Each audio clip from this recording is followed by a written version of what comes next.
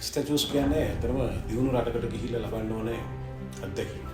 World famous art එකක්. හැකියාවක් ලැබුණා ශ්‍රී ලංකාවට වක්ස් මියුසියම් එකක් ගේන්න.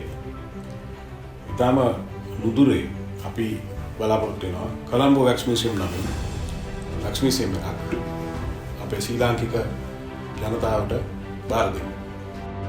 මැඩම් ටුසෝඩ් නිර්මාණකරණයන්ගේ ආභාෂය ලබමින් ඊට නොදැවිනිව වසර ගණනක අධ්‍යයනයෙන් ලත් දැනුම් සම්භාරය සමඟ ජානගත කෞශල්‍ය මුසුකොට අත්හදා බැලින් කැපකිරීම් සිදුකොට අප්‍රතිහත ධෛර්යයෙන් යුක්තව ප්‍රගුණ කර සාර්ථකත්වයට පත් වූ පර්යේෂණය ලොවක් වසඟ කළ ඉටි පිළිරූ නිර්මාණකරණයේ ලාංකීය මුද්‍රාව අතුල හේරත් අතිශය ප්‍රථම වතාවට ඉටි පිළිරූ කෞතුකාගාර සංකල්පය ශ්‍රී ලංකාවට හඳුන්වා දුන් ඔහු මහනුවර ඇහැලේපොළ වලව්ව ඓතිහාසික ඉටි පිළිරූ කෞතුකාගාරය සහ පොළොන්නරුව රාජ්‍ය නායකයන්ගේ ඉටි පිළිරූ කෞතුකාගාරය ඔහුගේ අද්විතීය සංකල්ප සහ නිර්මාණකරණය ඔස්සේ දැයට දායාද වූ ආකර්ශනීය ව්‍යාපෘතීන්ය.